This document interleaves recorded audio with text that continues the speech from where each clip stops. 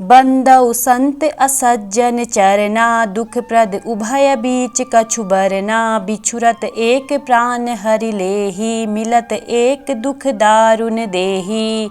सियावर रामचंद्र जी की जय, पवन सुत हनुमान जी की जय। इसका अर्थ है, अब मैं संत और असंत दोनों के चरणों की वंदना करता हूँ। दोनों ही दुख देने वाले हैं, परंतु उनमें कुछ अंतर कहा गया है। वह अंतर यह है कि एक संत तो बिछुड़ते समय प्राण हर लेते हैं और दूसरे असंत मिलते हैं तब दारुण दुख देते हैं। अर्थात संतों का बिछुड़ना मरने के समान दुखदायी होता है और असंतों का मिलना।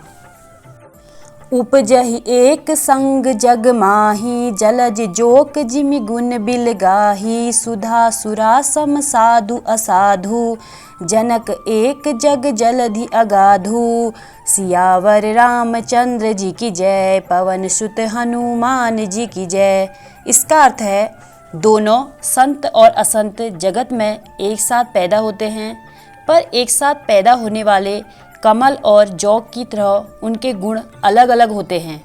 कमल दर्शन और स्पर्श से सुख देता है, किंतु जौक शरीर का स्पर्श पाते ही रक्त चूसने लगती है।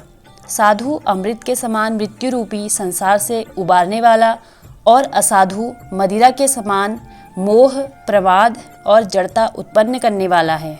दोनों को उत्पन्न करने वाला जगत रूपी अगाध समुद्र एक ही है। शास्त्रों में समुद्र मंथन से ही अमृत और मदिरा दोनों की उत्पत्ति बताई गई है। भल अनभल निज निज कर तूती, लहत सुजस अपलोक विभूति। सुधा सुधा कर सुर सरि साधु, गरल अनल कलिमल सरि व्याधु। गुण अवगुण जानत सब कोई, जो जेहि भाव नीक तेहि सोई। सियावर रामचंद्र जी की जय, पवन सुत हनुमान जी की जय। इसका अर्थ है, भले और बुरे अपनी अपनी करनी के अनुसार सुंदर यश और अपयश की संपत्ति पाते हैं। अमृत, चंद्रमा, गंगा जी और साधु एवं विष, अग्नि, कलयुग के पापों की नदी अर्थात कर्मनाशा और हिंसा करने वाला व्याध, इनके गुण अवगुण सब कोई जानते हैं, किंतु जिसे जो भाता है उसे वही अच्छा लगता है।